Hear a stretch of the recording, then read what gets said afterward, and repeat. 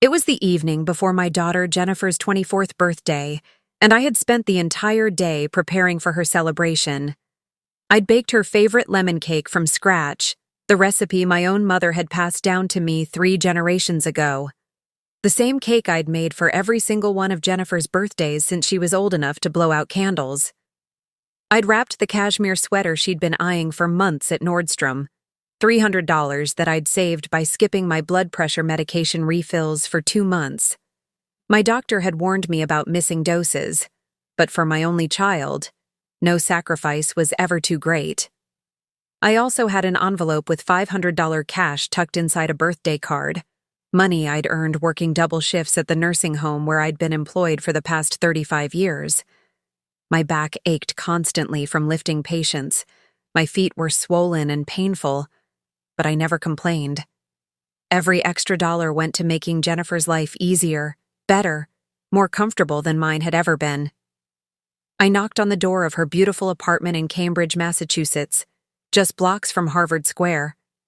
The rent was $2,800 a month, of which I paid $2,000.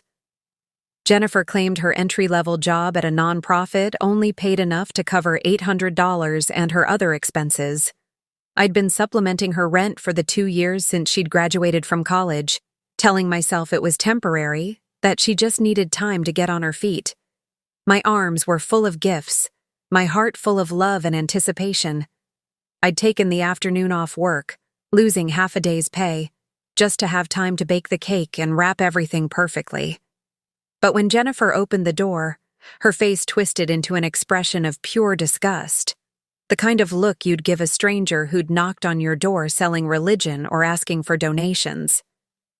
"Oh God, it's you," she muttered, not even meeting my eyes. "Mom, what are you doing here?" The words hit me like a physical blow, but I forced myself to smile. Maybe she was just having a bad day. Maybe she was stressed about something at work. "Happy almost birthday, sweetheart," I said, trying to keep my voice cheerful despite the ice in her tone. "I brought your favorite lemon cake and some early presents. I thought we could spend the evening together, just like when you were little. Remember how we used to watch movies and eat cake with our fingers?" Jennifer sighed so deeply it was as if my very existence was crushing her lungs. She rolled her eyes in that way that had become increasingly common over the past few years, that gesture of contempt that cut deeper each time I saw it. Before we dive deeper, don't forget to subscribe to Voices of Auntie Ruthy for more stories. Hit that notification bell so you never miss a new upload. "Mom, we need to talk.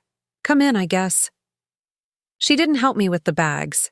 She didn't compliment the cake that had taken me 4 hours to bake and decorate. She didn't even seem to notice the carefully wrapped presents.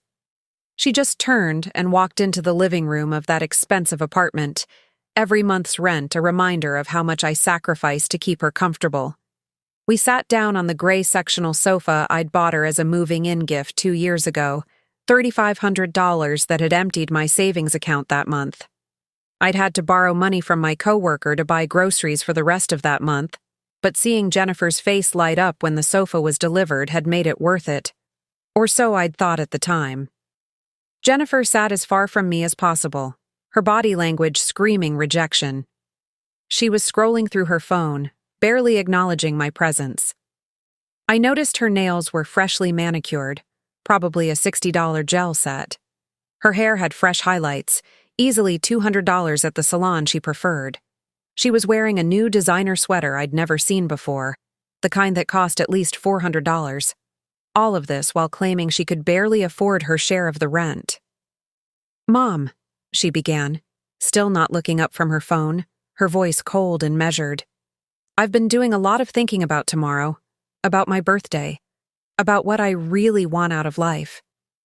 I nodded eagerly, already reaching for my purse where I kept my checkbook. I'd learned to carry it everywhere because Jennifer's needs were unpredictable and frequent. "Of course, honey. Whatever you need. Is it that trip to California you mentioned? I've been setting aside a little extra from my paychecks. I think I have about $1,500 saved up that could—" "Stop," she interrupted sharply, finally looking at me. "Just stop. That's exactly the problem, Mom." I blinked, confused. My hands were shaking slightly, the way they always did when I sensed conflict. I'd spent Jennifer's entire life trying to avoid conflict, trying to be the perfect mother, the one who always said yes, who always provided, who never let her daughter down. What problem, sweetheart? I don't understand. Jennifer set her phone down and leaned forward, and what I saw in her eyes made my blood run cold. There was no love there, no warmth, no recognition of me as her mother, as the woman who had given birth to her, raised her, sacrificed everything for her. There was only contempt, cold and sharp as a knife. "You want to know what I really want for my birthday, Mom?" she asked, her voice dropping to a venomous whisper. "What would make me truly, genuinely happy?" "Yes, sweetheart, anything," I whispered back, my heart beginning to pound with an unnamed fear. There was something in her tone, something cruel and deliberate that I'd never heard before. "I want you to die." The world stopped. Time seemed to freeze. The cake slipped from my lap onto the pristine hardwood floors that I'd helped her pay to refinish 6 months ago, but I barely noticed.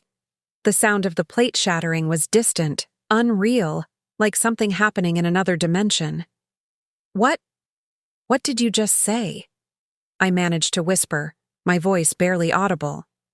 "You heard me," Jennifer continued, her voice gaining strength and cruelty with each word. "The best birthday gift you could possibly give me is to just die and leave me alone forever. Just stop existing. Stop calling me every day. Stop showing up unannounced. Stop sending me money. Stop trying to be part of my life. Just die." My hands started shaking uncontrollably. 70 years of living, 24 years of being her mother, and never, never in my worst nightmares had I imagined hearing those words from her mouth. My baby girl, the child I'd cradled in my arms, the toddler who used to cry if I left the room, the little girl who'd once told me I was her best friend in the whole world. "Jennifer, I'm your mother. I've given you everything. I've sacrificed." "Sacrificed?" She laughed bitterly, a harsh sound that bore no resemblance to the giggle I remembered from her childhood. "Is that what you call it? I call it suffocating. I call it controlling. I call it making me feel guilty every single day of my life because you won't stop reminding me of everything you've done. But honey, I just want to be close to you. I just want to be part of your life. You're all I have. After your father died, you've been my whole world." "That's the problem," she shouted, standing up abruptly, towering over me as I sat frozen on the sofa. "You think your sacrifices give you ownership over me. They don't. I didn't ask you to do any of those things. You chose to. And now you're using them as weapons to make me feel guilty for wanting my own life." Tears were streaming down my face now, hot and unstoppable. The $300 sweater sat on the coffee table between us like a monument to my foolishness. The $500 cash in the birthday card felt like blood money, payment for love that would never be returned. "I never tried to own you," I sobbed. "I just loved you. That's all I've ever done is love you." "No," Jennifer said coldly, crossing her arms. "You smothered me. You suffocated me. You made yourself so essential to my life that I can't breathe without feeling your presence. Do you know what it's like to be 24 years old and still have your mother calling you 3 times a day?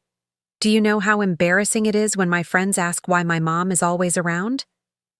I thought you wanted me around. You always said—" "I said what you wanted to hear because you're so fragile, Mom. Because anytime I try to set boundaries, you cry and make me feel like I'm killing you. Well, guess what? I'm done feeling guilty. I'm turning 24 tomorrow, and my birthday wish is to be free of you. So please, give me that gift. Leave me alone. Or better yet, just die."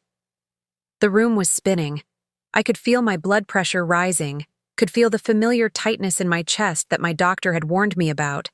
The medication I'd skipped to buy Jennifer's sweater would have prevented this feeling. "I'm tired, Mom," Jennifer continued, her voice returning to that cold, clinical tone that made her sound like a stranger. "I'm exhausted. And honestly, my life would be so much easier, so much happier, so much more peaceful if you would just disappear permanently. I want you dead. I want you gone. I want to wake up tomorrow and know that I'll never have to see your face or hear your voice again. I stood up on trembling legs, leaving the ruined cake on the floor, leaving the expensive gifts on the table, leaving pieces of my shattered heart scattered across her apartment. I can't believe you're saying this to me. After everything I've done. After everything I've given up for you. That's your problem, Mom. You gave up things I never asked you to give up. You made sacrifices I never wanted you to make. And now you expect me to spend the rest of my life repaying a debt I never agreed to. Well, I'm done. I'm officially done.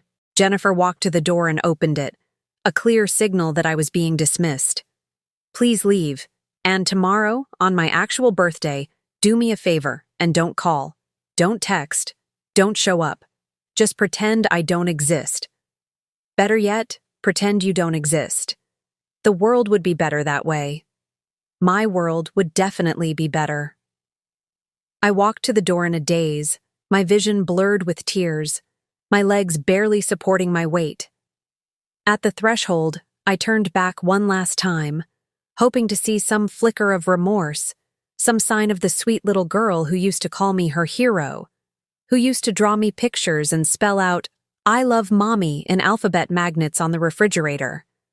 But Jennifer had already turned away, already pulling out her phone, already texting someone, probably complaining about her annoying mother who had dared to show up with birthday presents. "Happy birthday, Jennifer," I whispered to her back. She didn't even acknowledge that she'd heard me. The door closed behind me with a finality that felt like the closing of a coffin. I drove home to my small apartment in Dorchester, the rough neighborhood I'd moved to after selling my house to help Jennifer with her college tuition. The drive was a blur of tears and disbelief. My hands were shaking so badly I could barely hold the steering wheel. Twice, I had to pull over because I was crying so hard I couldn't see the road. How had I ended up here?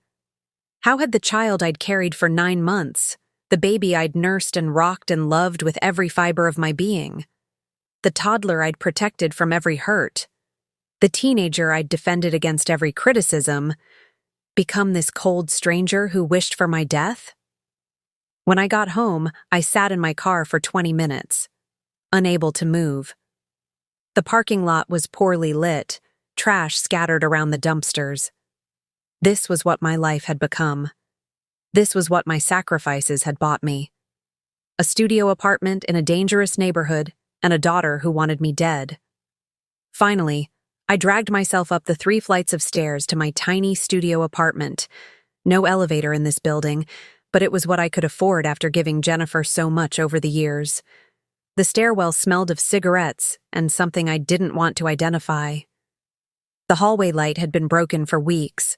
I unlocked my 3 deadbolts and stepped into my 400-square-foot world.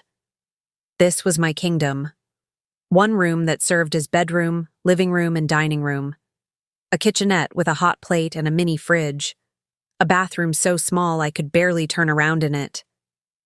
I threw the ruined cake in the trash and collapsed on my second-hand sofa.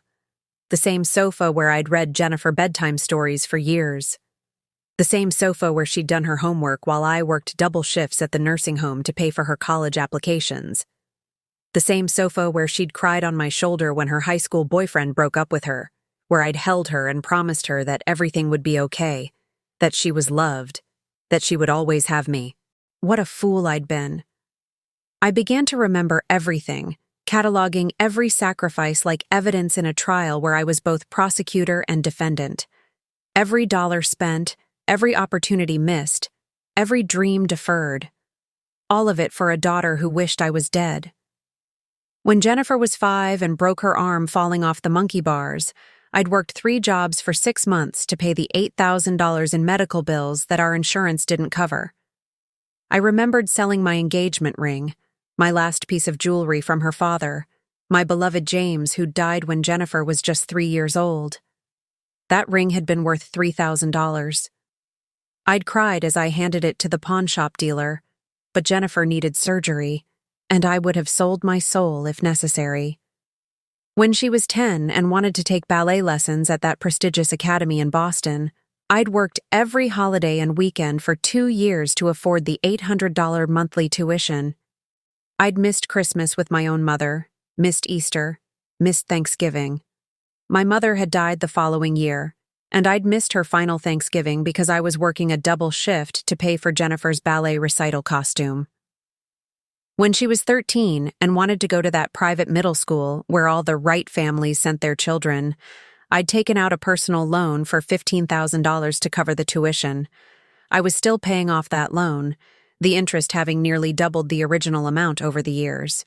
When she was 16 and wanted to go to that expensive summer arts program in New York, I'd worked night shifts for 8 months straight to earn the $9,000 it cost. I'd developed chronic insomnia from switching between day and night shifts. My doctor said it was damaging my health. I didn't care. Jennifer's happiness was more important than my health.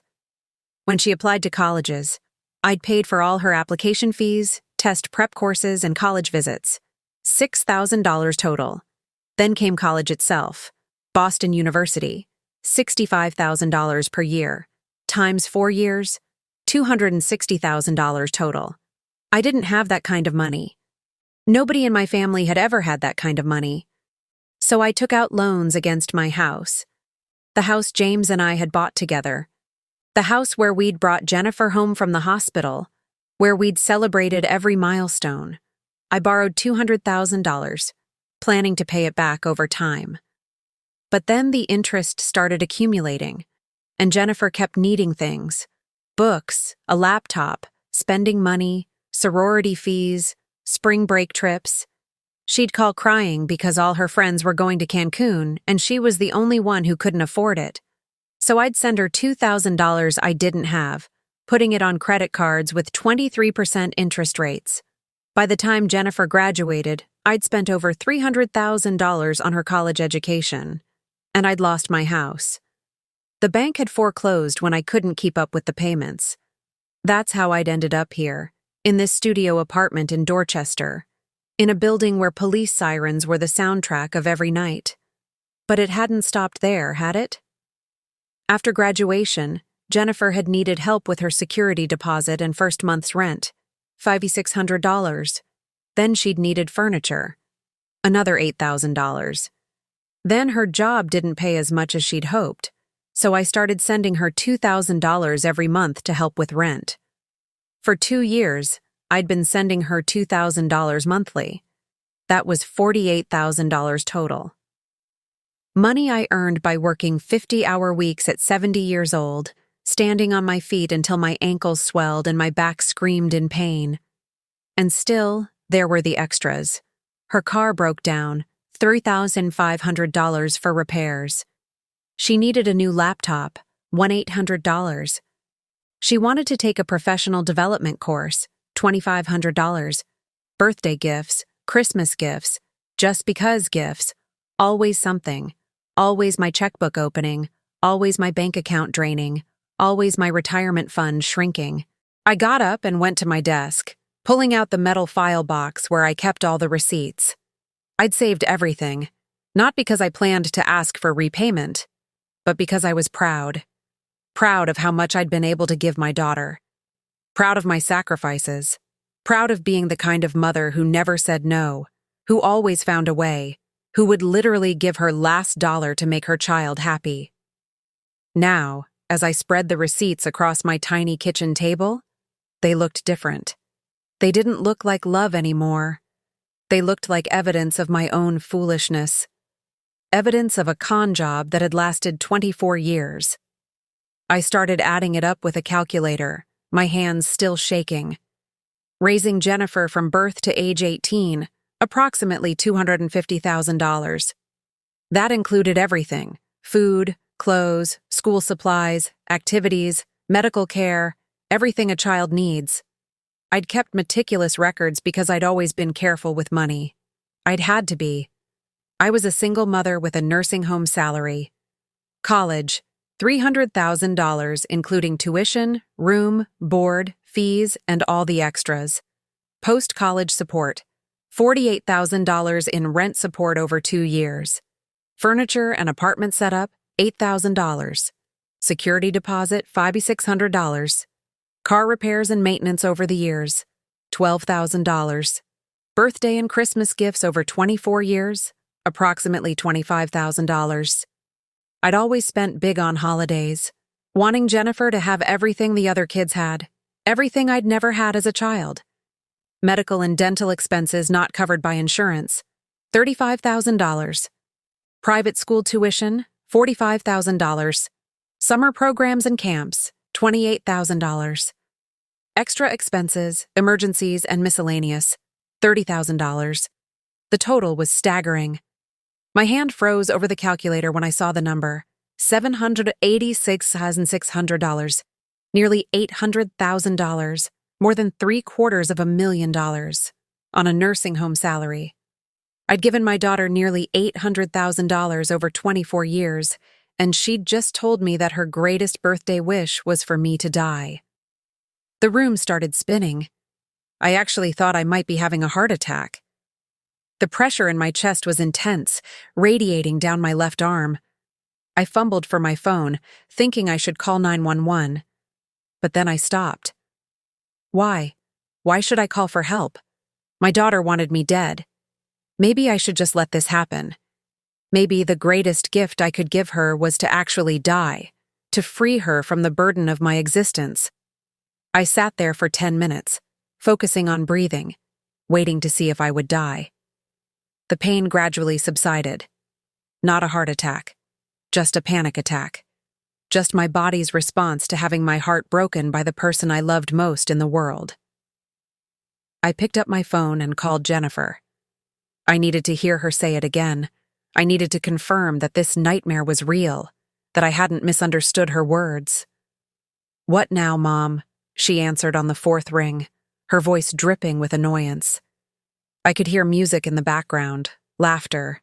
She was with friends, probably pre-gaming for her birthday celebration tomorrow, probably complaining about her crazy mother who wouldn't leave her alone. "Jennifer, I need you to tell me if you really meant what you said." "Oh my God, yes, I meant it. How many times do I have to say it? I need space. I need you to back off. And honestly, yes, my life would be easier if you just weren't in it anymore. Like, at all. Forever." "Do you have any idea how much I've given you?" I asked, my voice breaking. "Do you have any concept of what I've sacrificed?" "That's the problem, Mom," she shouted, and I heard her walking away from the music, probably stepping into another room for privacy. "You think your sacrifices give you ownership over me. You think because you spent money on me, I owe you my entire life. Well, I don't. I didn't ask you to do any of those things. You chose to. And now you're using them as weapons to make me feel guilty for wanting boundaries. I never tried to own you. I just loved you. No, you smothered me. You suffocated me. And I'm done. I'm turning 24 tomorrow, and I'm officially cutting you off. So do us both a favor and just disappear. Honestly, Mom, just die. Make both our lives easier." She hung up without saying goodbye, just ended the call mid-sentence, as if I was a telemarketer, an annoyance to be dismissed. I sat there in my dark apartment, holding the phone, staring at the receipts scattered across the table. The physical evidence of a love that had been rejected, weaponized, thrown back in my face. $800,000. 800,000 reasons why I'd been a fool. That night, I didn't sleep. I lay in bed staring at the ceiling, watching the headlights from cars on the street below dance across the water-stained plaster. I could hear my neighbors fighting through the thin walls, could hear bottles breaking in the parking lot, could hear sirens wailing in the distance. This was my life. This was what my sacrifices had earned me. A dangerous neighborhood, a studio apartment, chronic pain from decades of overwork, and a daughter who wished I was dead. Somewhere around 3 a.m., something inside me shifted. The grief began to transform into something else, something harder, something colder, something that felt oddly like clarity. Jennifer wanted me to die? Fine. She wanted me to disappear from her life? I could do that. But not in the way she expected. As the first light of dawn crept through my window, painting the peeling walls a dirty gold, I got up and began to make plans. If my daughter wanted me dead, I would give her exactly that. But I would make sure she understood exactly what she'd lost. I would make sure she felt every single penny of my absence. I showered in my cramped bathroom, the water taking forever to warm up like it always did. I dressed in my best clothes, a navy pantsuit I'd bought at Goodwill 5 years ago for a coworker's funeral. I put on the pearl earrings James had given me for our 10th anniversary, the only jewelry I'd kept after selling everything else for Jennifer's needs. I looked at myself in the mirror. I looked old. 70 years old, but I looked 80. My hair was completely gray, cut short because I couldn't afford regular salon visits. My face was lined with wrinkles, each one a story of stress and sacrifice. My eyes were red and swollen from crying. But there was something new in those eyes, something I hadn't seen in years. Determination. I walked to the bank as soon as it opened at 8 a.m. The morning was cold and crisp, October in Boston, the trees just beginning to turn. I'd always loved this time of year, but I'd rarely had time to enjoy it. Always working, always running to Jennifer's latest crisis, always too busy sacrificing to actually live. First stop, Bank of America on Dorchester Avenue. Time to close the joint savings account I'd opened with Jennifer for emergencies. The account currently held $25,000 that I'd been setting aside over the past 5 years, squirreling away $500 every month from my paychecks. It was meant to be Jennifer's safety net, money she could access if she ever had a real emergency. She'd accessed it plenty of times. For emergencies like concert tickets, weekend trips with friends, designer handbags she absolutely needed. I'd never said no. I'd never questioned her definition of emergency. "Good morning, Mrs. Patterson." The bank manager, Robert Chen, greeted me warmly. He'd known me for 15 years, had watched me slowly drain my accounts to support my daughter. "How can I help you today?" "I need to close account number 77398284, I said calmly. "The joint savings account. I want all the funds transferred to my personal checking account immediately." Robert's eyebrows rose slightly. "Are you sure? That's quite a substantial amount, $25,000, and Jennifer is listed as a co-owner of that account. She'll be notified of the closure." "I'm counting on it," I replied, signing the paperwork with a steady hand. "And I'm completely sure." Watching that money flow back into my personal account felt like reclaiming a piece of my soul. $25,000 that I'd earned through sweat and pain. Money that Jennifer had treated like her personal slush fund. "Is there anything else I can help you with today?" Robert asked, clearly curious about this sudden change. "Yes, actually. I need to close all joint accounts and credit cards that have Jennifer's name on them. Everything. I want her removed from all my financial accounts." Robert pulled up my records. "That would be the savings account we just closed, a joint checking account with $3,400, and 2 credit cards where she's an authorized user with a combined balance of $8,700. Close it all. Transfer the checking account to my personal account.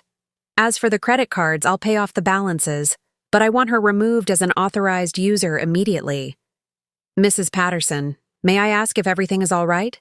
This is a pretty drastic step." I looked at him directly. "Everything is fine, Robert. I'm just finally learning to put myself first." The transaction took 40 minutes. When I walked out of that bank, I'd reclaimed $28,400 and cut off Jennifer's access to my money. It felt like I could breathe for the first time in years. Next, I took the bus to Cambridge to visit the rental office of Jennifer's apartment building.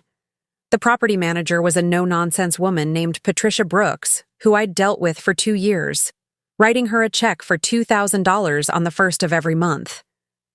"Mrs. Patterson," she said, surprised to see me in person.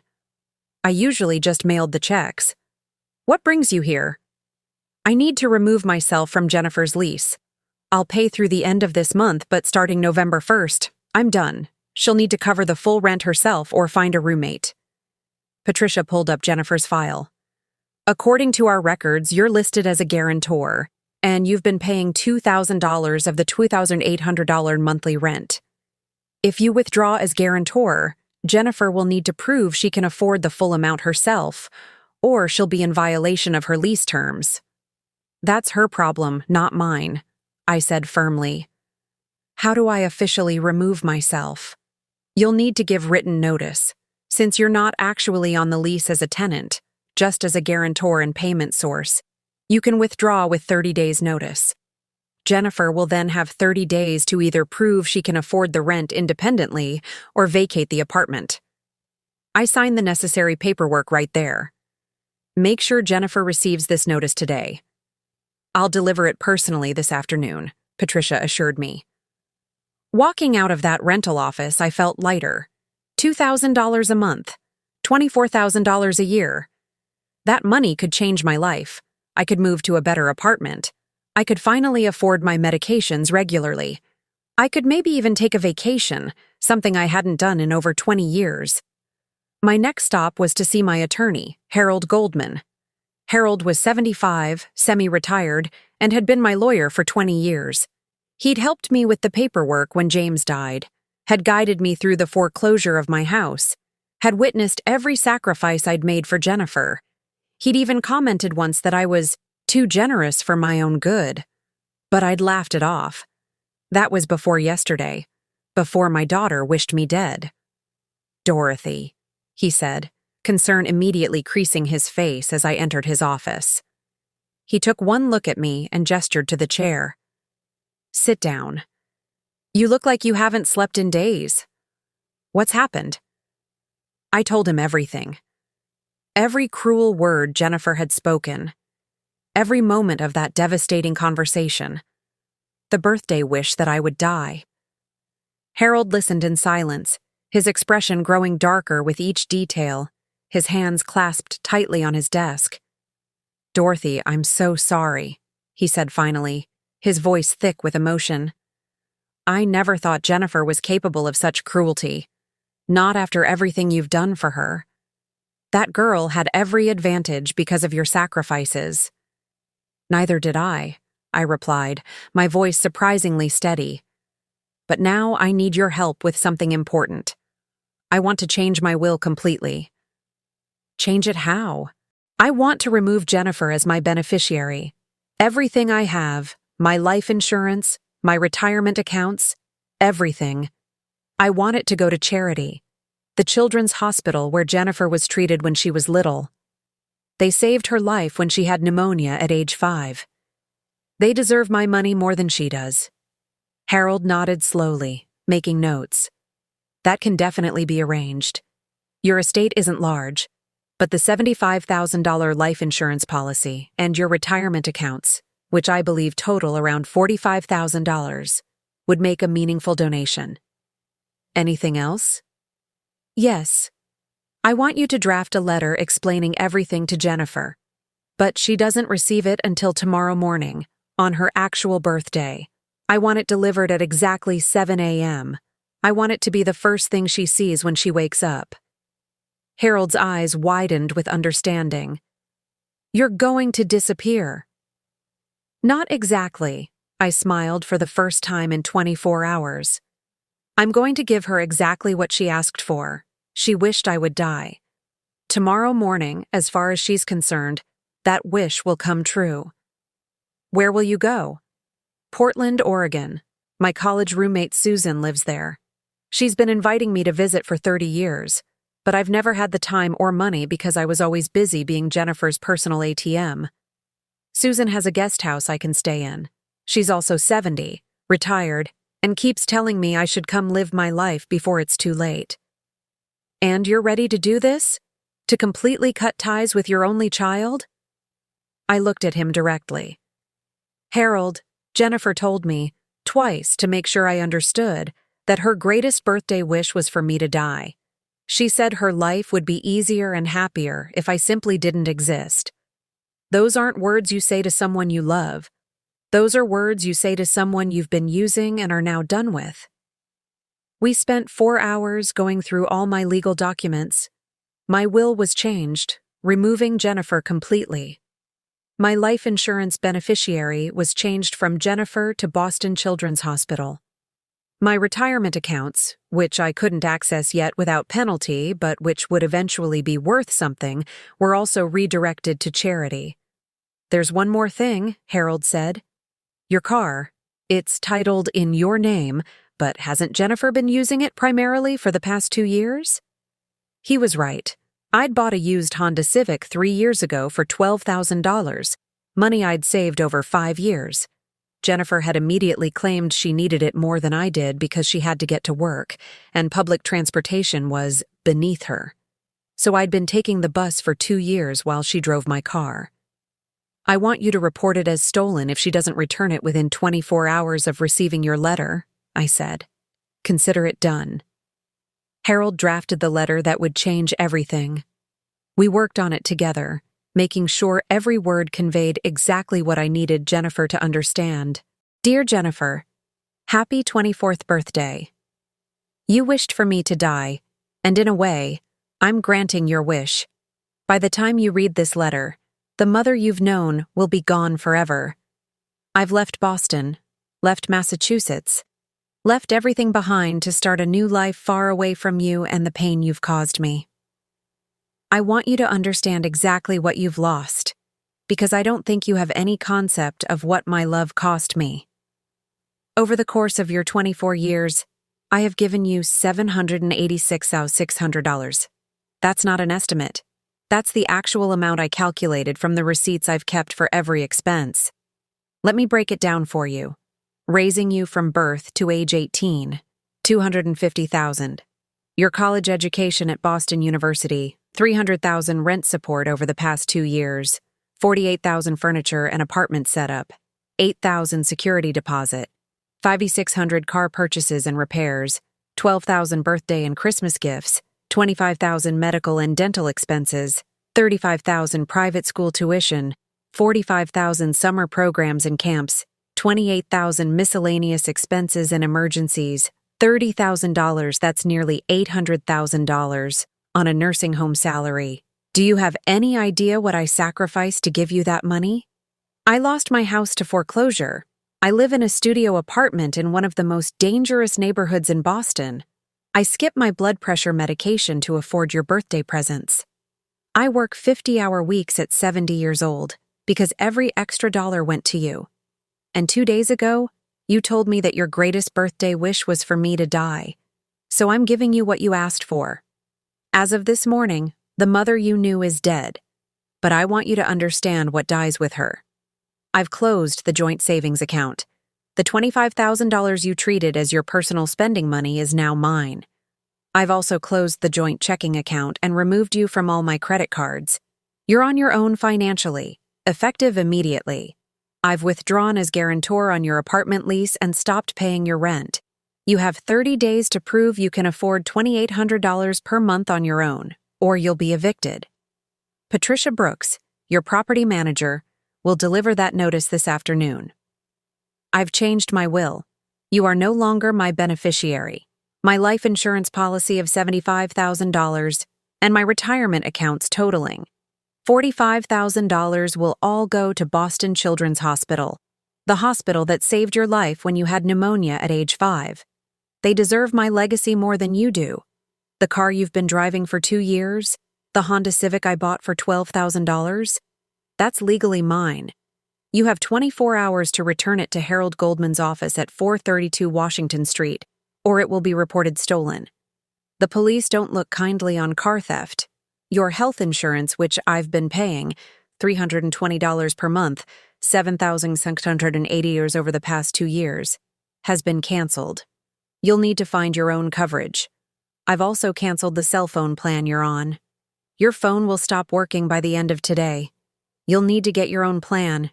In total, you're losing $2,320 in monthly support from me. That's $27,840 per year. Over the next 10 years, that would have been $278,400. But you'll never see that money because you told me you wanted me dead. I realize now that I failed you as a mother. but not in the way you think. I didn't fail by being too present or too giving. I failed by never teaching you the value of sacrifice. I failed by never letting you struggle or face consequences.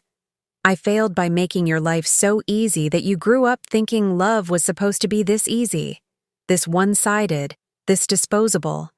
I gave you everything, and in doing so, I taught you that people are meant to serve you, that mothers exist to fund your lifestyle, that love means never having to be grateful or appreciative. So this is my final gift to you: natural consequences. For the first time in your life, you're going to have to face the real world without me as your safety net.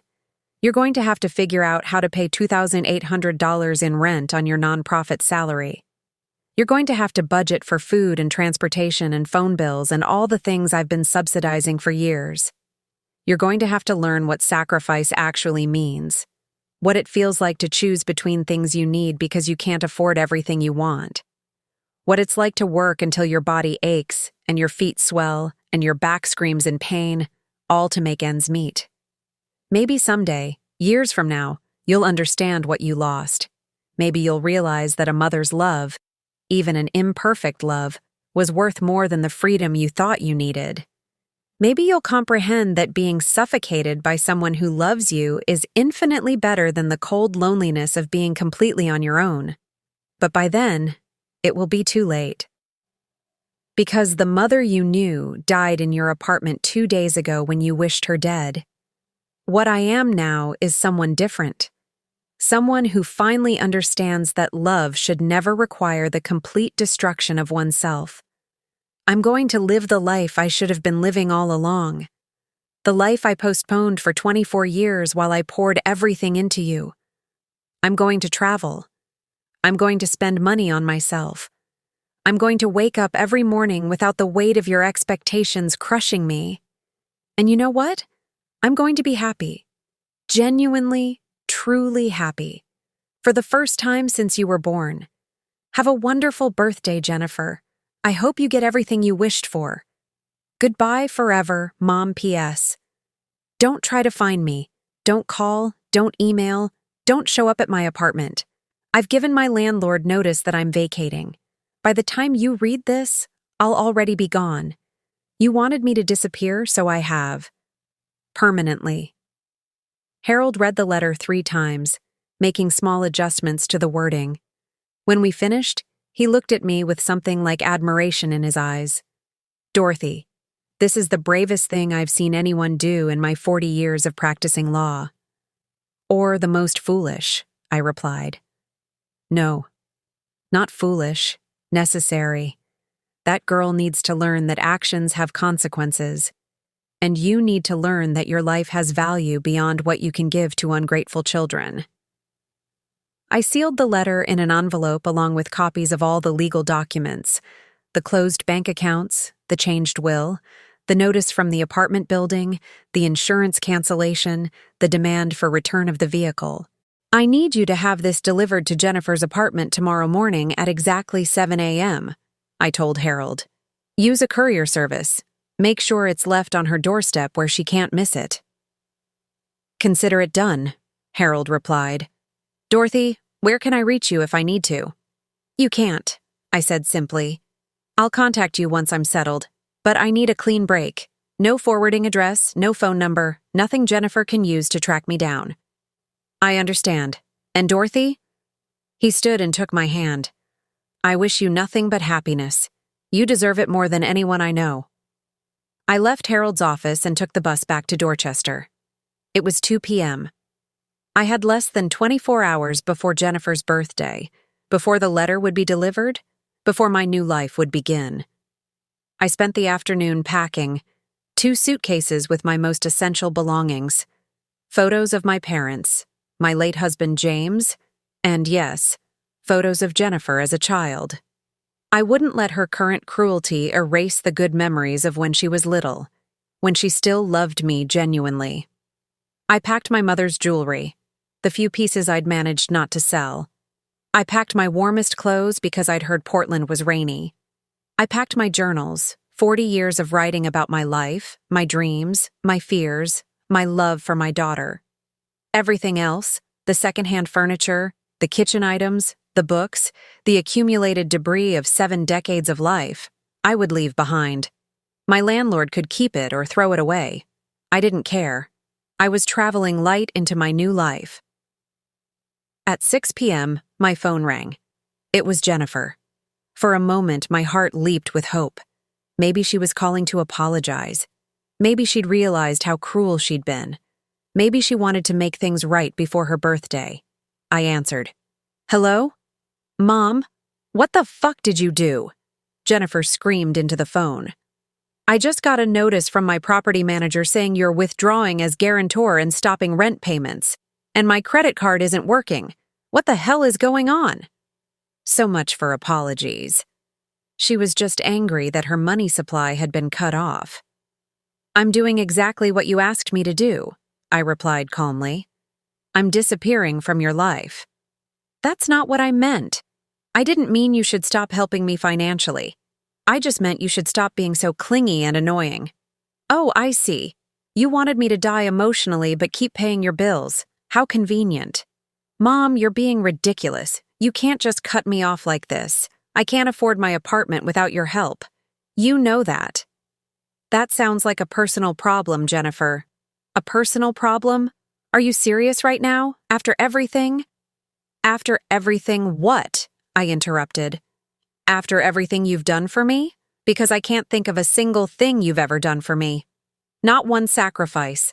Not one moment where you put my needs before your wants. I'm your daughter. I shouldn't have to. And I'm your mother. But apparently I'm only valuable to you when I'm writing checks. That's not true. I love you. Really? Because 2 days ago you told me your greatest birthday wish was for me to die. Twice. You said it twice to make sure I understood. That's not what love sounds like, Jennifer. There was a pause. I could hear her breathing, could almost hear her calculating, trying to figure out how to manipulate me back into compliance. I was just upset, she finally said, her voice shifting to that little girl tone she used when she wanted something. I didn't mean it. You know how I get when I'm stressed. Come on, Mom, don't do this to me. I'm not doing anything to you. I'm finally doing something for me. What about my birthday tomorrow? You're really going to ruin my birthday? I laughed, a bitter sound I barely recognized as coming from my own mouth. Jennifer, you ruined your own birthday when you wished me dead. Now you get to live with the consequences. Mom, please, I'm sorry, okay? I'm sorry I said those things. Just don't cut me off. I need you. No, you don't need me. You need my money. There's a difference. That's not fair. You're right. It's not fair. It's not fair that I've given you nearly $800,000 over 24 years and got nothing but contempt in return. It's not fair that I lost my house, ruined my health, and sacrificed every dream I ever had for a daughter who wishes I was dead. You want to talk about fair, Jennifer? Let's talk about what's fair. $800,000? You're exaggerating. I have receipts for every penny, every single expense from the day you were born until last month. $786,600. Would you like me to email you the spreadsheet? Silence. That's what I thought, I continued. You never actually thought about what things cost because I always paid for everything. Well, now you're going to learn. And Jennifer? I hope it's the education you should have gotten years ago. So that's it? You're just done with me? Your only daughter? You were done with me first. I'm just finally accepting it. I hung up before she could respond. My hands were shaking, but not from fear or sadness, from liberation. The phone rang again immediately. Jennifer. I declined the call. It rang again, and again, and again. 15 times in 10 minutes. I finally turned the phone off completely. That evening, I called Susan Martinez in Portland. We'd been roommates at nursing school in 1975, 50 years ago. She'd moved to Oregon in 1995 and had been begging me to visit ever since. I'd always said someday, but someday never came because I was too busy sacrificing for Jennifer. Dorothy. Susan's voice was warm and familiar. Oh my God, it's so good to hear from you. Is everything okay? Susan, I need to ask you something important. Remember how you've been inviting me to come stay with you? Of course. I've only been asking for 30 years. Is that invitation still open? Like starting tomorrow? There was a pause. Dorothy, what's happened? I told her everything. The birthday wish, the cruelty, the decision to disappear. Susan listened without interrupting, and when I finished, I could hear her crying. Oh, honey, she said. I'm so sorry. But yes, God, yes, come tomorrow. Come today if you can. I have a guest house in my backyard that's completely furnished. You can stay as long as you want, forever if you need to. I don't have much money left after supporting Jennifer all these years. I don't care about money. You're my sister from another mister. You should have come to me years ago. Portland is beautiful, Dorothy. The cost of living is reasonable, and I promise you, out here, you can finally breathe. We talked for 2 hours, making plans. Susan would pick me up from the Portland airport. She'd help me find a part-time job if I wanted one, or I could just rest and heal. She had a whole community of women my age who got together for book clubs, hiking groups, and volunteer work. You're going to love it here, Susan promised. And Dorothy, you're doing the right thing. That girl needed to learn this lesson. At midnight, Jennifer's birthday officially began. I sat in my dark apartment, my 2 suitcases packed by the door, and waited. I wasn't leaving until the morning, but I couldn't sleep. I was too wired, too full of conflicting emotions. Part of me still hurt, still mourned the daughter I'd loved, the relationship I'd thought we had. But a larger part of me felt something I hadn't experienced in decades: anticipation, excitement, hope. At 3 a.m., I wrote one final letter. This one wasn't for Jennifer.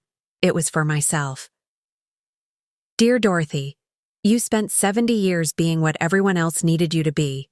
A good wife to James, a sacrificial mother to Jennifer, a reliable employee, a helpful neighbor, always giving, always accommodating, always making yourself smaller so others could be bigger. Today, you start living for yourself. You're going to be selfish for the first time in your life, and it's going to feel wrong at first. You're going to want to apologize for taking up space, for spending money on yourself, for choosing your own happiness. Don't.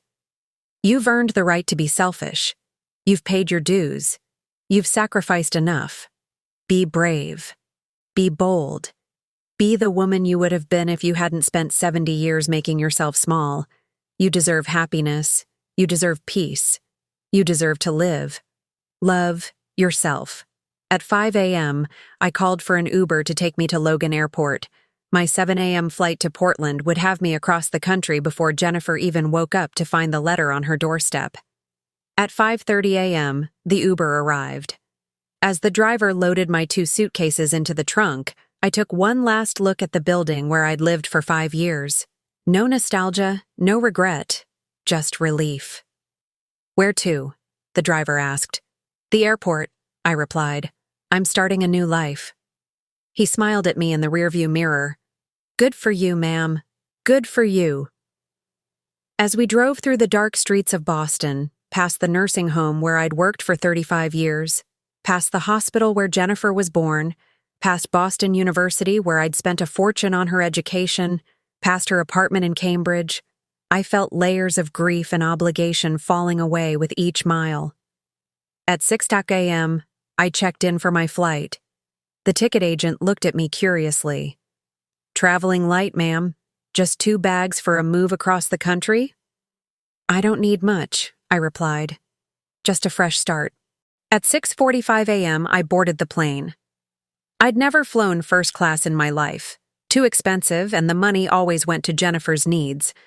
But this morning, I'd upgraded my ticket using miles I'd been saving for 20 years. Another thing I'd been postponing until later. At exactly 7 a.m., as my plane pushed back from the gate, a courier was placing an envelope on Jennifer's doorstep. Inside that envelope was the death certificate of the mother she'd known.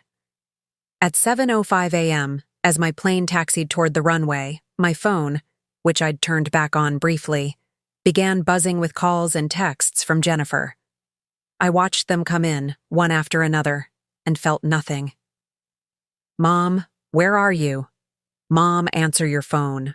What is this letter? This isn't funny. You can't do this to me, Mom. Answer me. I'm sorry, okay. I'm sorry. Please don't do this. I didn't mean it, Mom. I need you. Please at 7:10 a.m. As my plane lifted into the sky, I turned off my phone for the last time. I'd buy a new one in Portland with a new number that Jennifer would never have. As Boston disappeared beneath the clouds, I opened the book I'd brought for the flight. For the first time in 50 years, I was reading for pleasure, not falling asleep after double shifts, not distracted by Jennifer's constant needs. The man in the seat next to me, probably in his 40s, smiled. "Good book?" "I don't know yet," I replied. "But I have 5 hours to find out.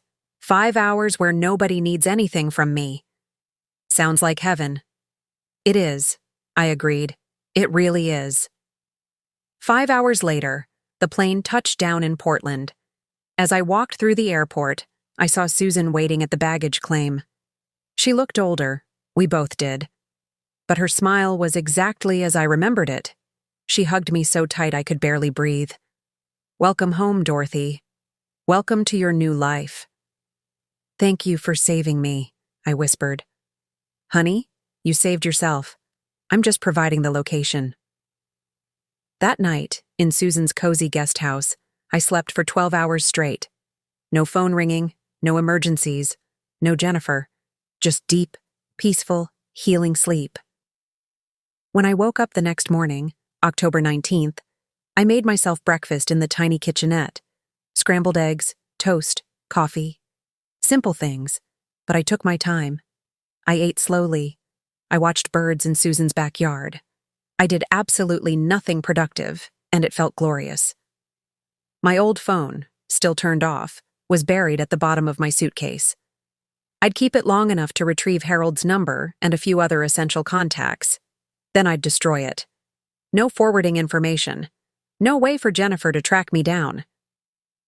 That afternoon, Susan took me on a tour of Portland.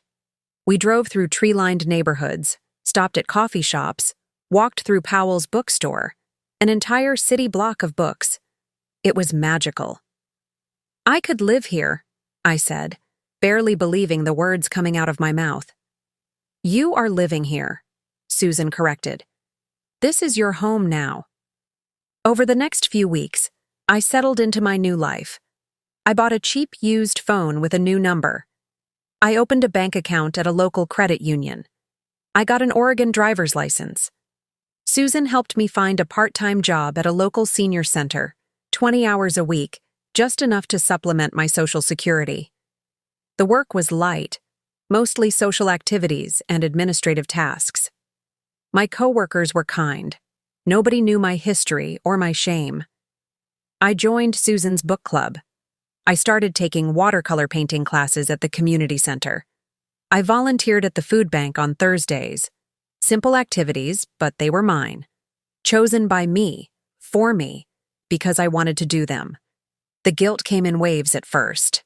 I'd wake up in the middle of the night thinking about Jennifer, wondering if she was okay, if she'd found a cheaper apartment, if she'd learned anything from my disappearance. But then I'd remember her words. "I want you to die. My life would be easier if you just didn't exist." And the guilt would fade. 2 months after I arrived in Portland, Harold Goldman called my new number. I'd contacted him once to provide it for legal purposes only. "Dorothy, I thought you should know. Jennifer's been trying to find you. She's called my office dozens of times. She even showed up in person, crying, begging for information." "Did you tell her anything?" "Not a word. Attorney-client privilege. But Dorothy, she seems genuinely distraught. She's distraught about losing her ATM, not about losing her mother." Maybe. Or maybe she's finally understanding what she lost. Either way, it's too late. Some words can't be taken back, Harold. Some wounds don't heal. I understand. I just wanted you to know. 3 months after my disappearance, the holidays arrived. Thanksgiving, then Christmas. Days I'd always spent catering to Jennifer's desires, cooking elaborate meals, buying expensive gifts. This year, Susan and I had a quiet Thanksgiving with just the two of us. We made a small turkey, watched movies, and laughed until our sides hurt. On Christmas, Susan's daughter and grandchildren visited from Seattle, and they welcomed me like family. I bought myself a Christmas present for the first time in my life, a beautiful winter coat that cost $200. I didn't feel guilty. I felt proud. 6 months after I left Boston, I received a letter forwarded by Harold. Jennifer had sent it to his office, knowing he'd have my contact information. I almost threw it away without reading it. But curiosity won. Mom, I don't know if you'll read this. I don't even know if you're alive, but I need to try. You were right about everything. I lost my apartment. I couldn't afford the rent without you. I'm living with 3 roommates now in a terrible part of town. I had to sell most of my furniture. I lost my job because I couldn't afford to fix the car after you took it back. And I couldn't get to work reliably. I'm working retail now, barely making minimum wage. I had to go on Medicaid because I couldn't afford health insurance. I understand now why you took so many extra shifts. Mom, I'm sorry. I know that's not enough. I know I said unforgivable things, but I finally understand what you sacrificed for me. I finally see how easy my life was because you made it easy. I don't expect you to forgive me. I don't expect you to come back. I just need you to know that I understand now. And I'm sorry. I'm so sorry. If you're alive, if you're reading this, I hope you're happy. I hope you're living the life you deserve to live all along. I love you, Mom. I should have said it more. I should have shown it better. Jennifer. I read the letter 3 times. I cried, but I didn't respond, because some lessons need to be learned alone, some consequences need to be fully felt, and some relationships once broken can never be repaired. I kept the letter, though, not as a door to reconciliation, but as a reminder that I'd done the right thing, that I'd finally chosen myself, that I'd survived the death of my old life and been reborn into something better. Today, 1 year after I left Boston, I'm sitting on the porch of Susan's guest house, my house now, as she insists on calling it, watching the rain fall. It rains a lot in Portland, but I've learned to love it. The rain feels like washing, cleansing, renewing.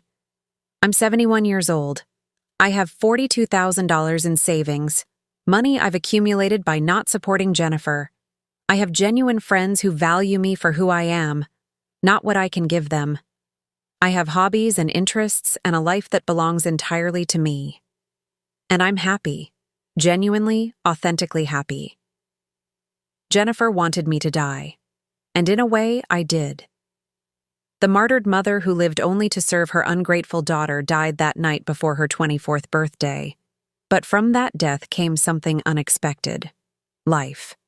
Real life. My life. And it was worth every painful step of the journey. Thank you so much for listening to this story from Voices of Auntie Ruthy. If this story touched your heart, please leave a comment below and let me know which city you're listening from. Your support means the world to me, and it helps me continue bringing these powerful, real-life stories to you. If you'd like to help me keep creating content that inspires and transforms, consider sending a super thanks. Every bit of support allows me to dedicate more time to finding and sharing these incredible stories. Don't forget to subscribe to Voices of Auntie Ruthy for more stories about courage, transformation, and the power of choosing yourself. Hit that notification bell so you never miss a new upload. Remember, sometimes the bravest thing you can do is walk away from people who don't value you, even when those people are family. See you in the next story, and until then, choose yourself. You deserve it. This is Auntie Ruthy, reminding you that your life has value beyond what you can give to others.